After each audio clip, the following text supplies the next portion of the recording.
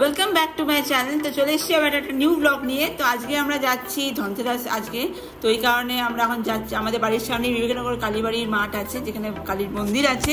তো সেখানে খুব বড় করে মা কালী মানে পুজো হয়, এটাকে বলা হয় নবকালী।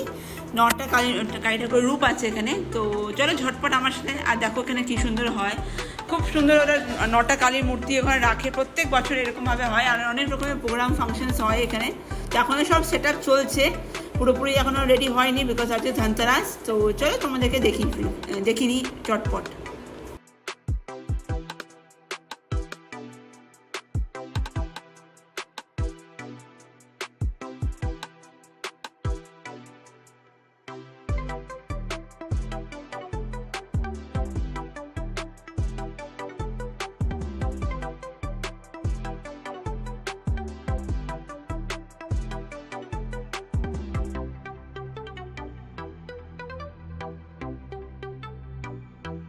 এবারে আমরা এই আশেপাশে যা ঠাকুর আছে টুকটাক দেখতে দেখতে যাবো, কেন কি আমাদের গন্তব্য হয়ে এগিয়ে যাবো এজি বাজার। তো ওই জন্যই এখন সামনেই দেখতে পাচ্ছি কালী ঠাকুর রয়েছে, সেটা হলো বিবেক সংঘ ক্লাবের মা কালীর দর্শন করে নিই।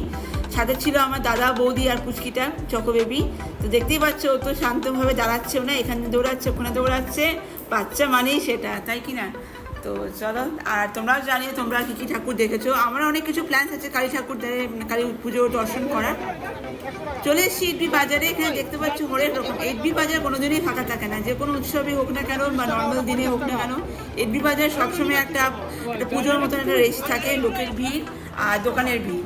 তো এখানে দেখতে পাচ্ছ ভ্যারাইটি রকমের সুন্দর সুন্দর ক্যান্ডেলস, তারপরে টুরি বাল্ব, যেটা হয় দিওয়ালির টাইমে সব জায়গায় পাওয়া যায়। তো সেটার ভিড়, তার সাথে যেহেতু ধনতেরাস বলে সবাই কেউ মেটাল ইউটেন্সিলসের দোকানের প্রচণ্ড ভিড়। তোমরা দেখতেই পাবে আমার নেক্সট ভিডিওতে কীরকম লোকেদের ভিড়, মানে দাঁড়ানোর জায়গা পর্যন্ত নেই। তো আমরা সব কিছু ঘুরে ঘুরে সব দেখলাম, আর আমরা তোমরা টুকটুক করে জিনিসও নিয়েছি। কত করে এগুলো?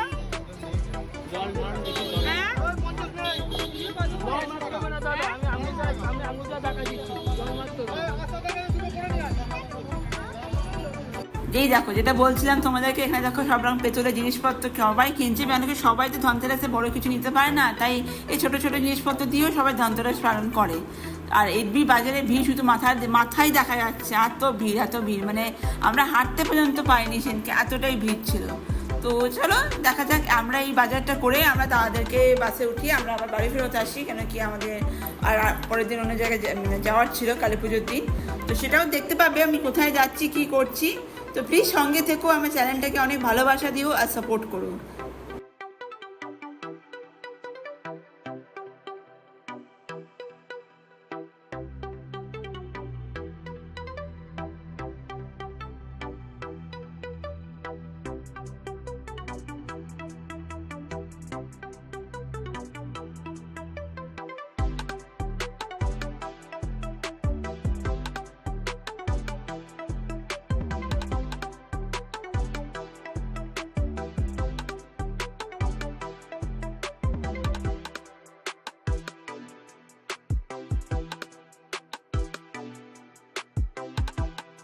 যারা যারা এডবি গেছো প্লিজ এই খাবারের জায়গাটা যেও। এই আঙ্কেলটা খুব ভালো পাপড়ি চাট বানায়, ঠিক এডবি বাজার শেষ হতেই জাস্ট এডবি বাস স্ট্যান্ড অপোজিটে পাওয়া যায়।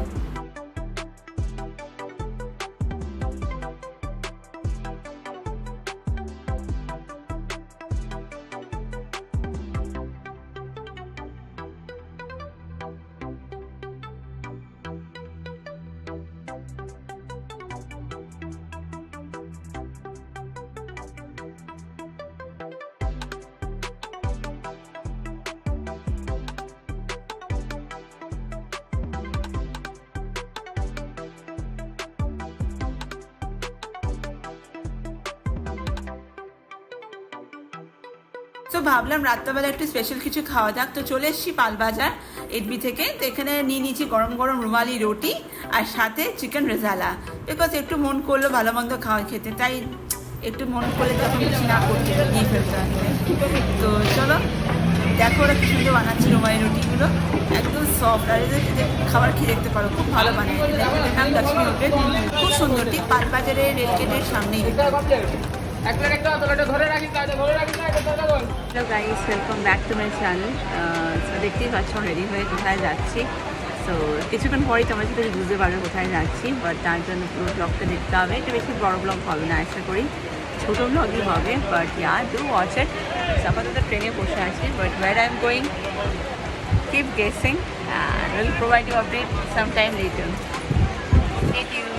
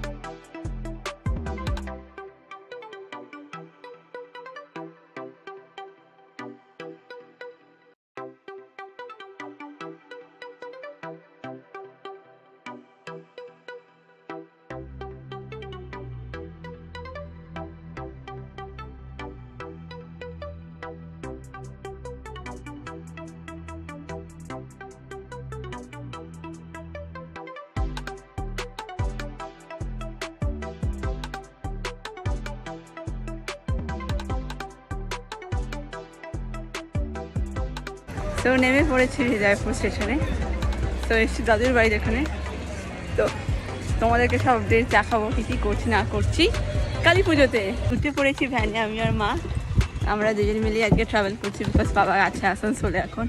সো তারপরে নেমে গেছি, এবারে জাস্ট দাদুর বাড়ি যাওয়ার অপেক্ষা। সো ততক্ষণে আমরা তোকে দেখাই। সো ফাইনালি চলে এলাম দাদুর বাড়ি। তো আমরা দিওয়ালিটা এখানেই কাটাবো, আর এরপরে কী কী করবো তার জন্য এরপরে ব্লগটা দেখতে হবে। তো stay tune with me and wishing everyone a happy Diwali. সবাই ভালোভাবে থেকো, সুস্থ থেকো, আর অনেক অনেক আনন্দ করো।